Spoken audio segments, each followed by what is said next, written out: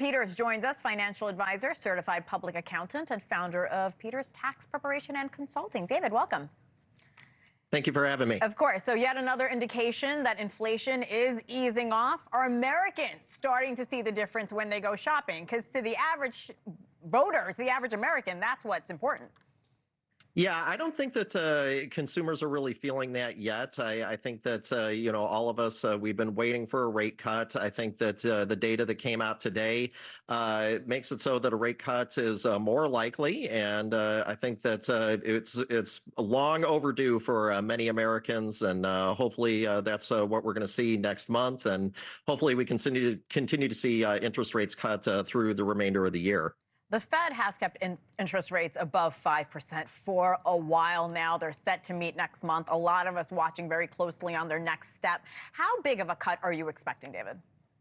I'm expecting a quarter percent cut. I mean, I think that earlier on this week we were talking about possibly 0.5%. To me, that seems overly optimistic. I think that that's just too big of a cut right now.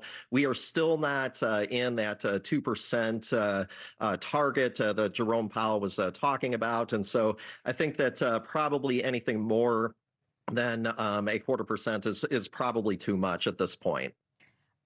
Do you think we can expect more cuts going into the year? I think that we're all hoping so. And I think that there's a good chance of that happening. I think that many of us were expecting the inflation to cool off a lot sooner than it really has. Our economy's been very, very resilient for the most part. And so that has made it so that that inflation has just continued a lot longer than I think a lot of us thought it was going to. And so I'm hopeful that now the end is in sight. And I think that you're seeing the data that is pointing towards that.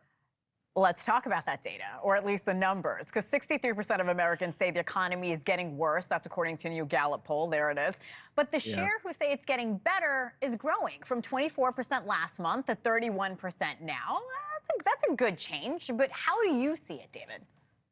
Well, I think that it depends on probably who you're talking to. I mean, I think that that the inflation has really been the killer for a lot of folks, and they just realize that to the average consumer, they just see prices going up, and I think that that is the thing that sticks in their mind and probably tells them that the economy is getting worse. But yet we've seen other signs that the economy is growing. We've seen that stock prices generally have had a pretty good year so far, and we have seen a slowing of inflation overall. I just don't think that I think that your average consumer, though, they're still going to the grocery store and they're still seeing these high prices, and until they see those drop, I think that they're going to continue to say that the economy is bad.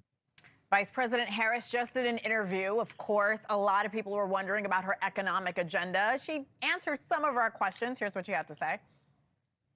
You have been vice president for 3.5 years. Yeah. The steps that you're talking about now, why haven't you done them already? Well, first of all, we had to recover as an economy, and we have done that. I'm very proud of the work that we have done that has brought inflation down to less than 3%. All right. Is she right? How much power does the White House really have to shape the macro economy here, David?